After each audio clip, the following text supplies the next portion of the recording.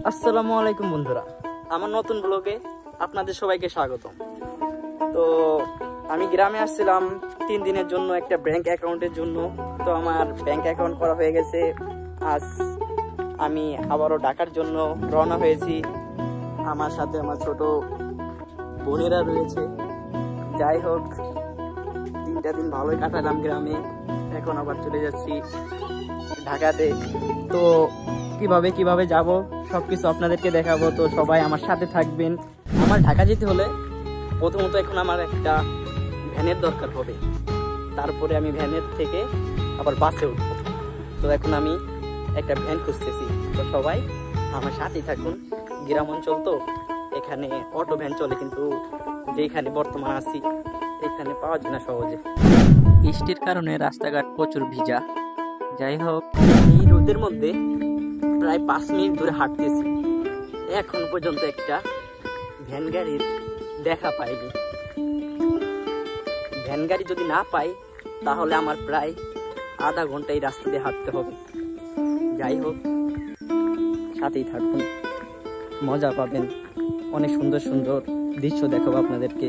পদ্মা সেতু, অনেক সুন্দর সুন্দর জায়গা দেখাবো আপনাদেরকে। ভিডিওটা দেখবেন পুরো, সাথেই থাকবেন। গাইস, প্রায় আধা ঘন্টা হাঁটার পরে একটা গাড়ি দেখা পেয়েছি। তো এখন গাড়িতে উঠবো। জয়ডিগি যাবেন? জি। আমার ভ্যানে ওঠা শেষ, এখন শুধু বাসে উঠতে হবে। তারপরেই ঢাকা।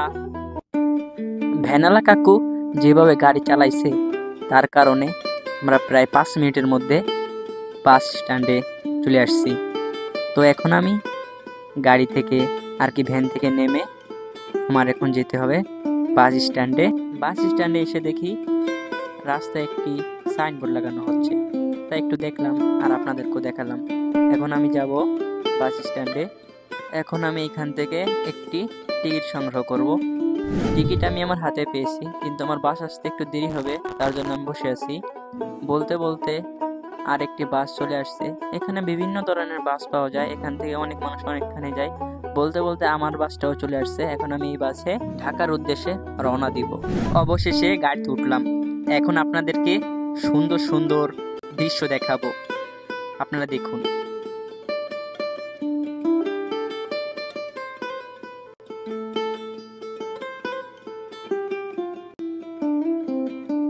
এটি হচ্ছে আমাদের মোল্লাহাটের ব্রিজ।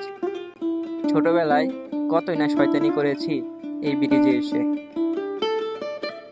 আপনাদেরকে দৃশ্য দেখাতে দেখাতে আমরা ঢুকে গেলাম এখন গোপালগঞ্জের ভিতরে।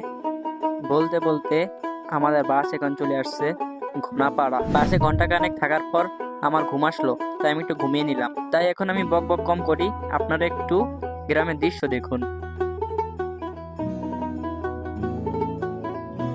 ঘুমাতে না ঘুমাতে আমি আবার ঘুম থেকে উঠে গেলাম।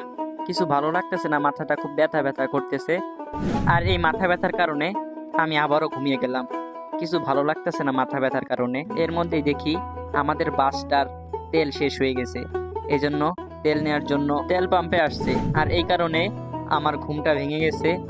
যাই হোক, বাইরের দিকে তাকিয়ে দেখি বৃষ্টি চলে আসছে, এজন্য আমি জানালাটা আটকে দিয়েছি।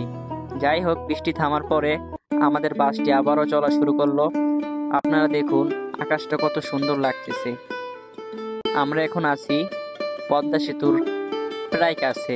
এখন আমরা দেখতে পাচ্ছি যে পদ্মা সেতুর মাঝখান দিয়ে যে রেল লাইনের রাস্তাটা গিয়েছে তার একটি ছোট্ট অংশ।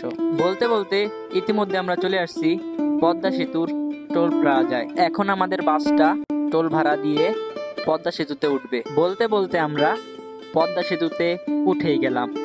তো এখন আপনারা পদ্মা সেতুর কিছু সুন্দর সুন্দর দৃশ্য দেখতে থাকুন আর এনজয় করতে থাকুন।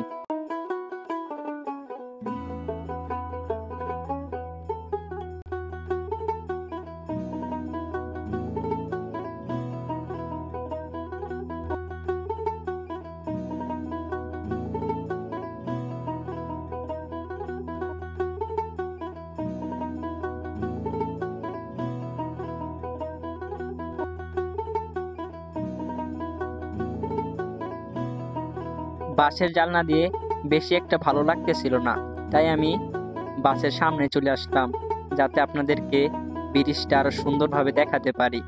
দেখতে কিন্তু অনেক ভালোই লাগতেছে। যাই হোক, ব্লগটা আমি এই ব্রিজের উপরেই শেষ করব। এটা আমার ফার্স্ট ব্লগ ছিল। যদি ভালো লাগে লাইক কমেন্ট শেয়ার করে আমার পাশে থাকবেন। নতুন নতুন ব্লগ ভিডিও আপনাদেরকে উপহার দিব ইনশাআল্লাহ।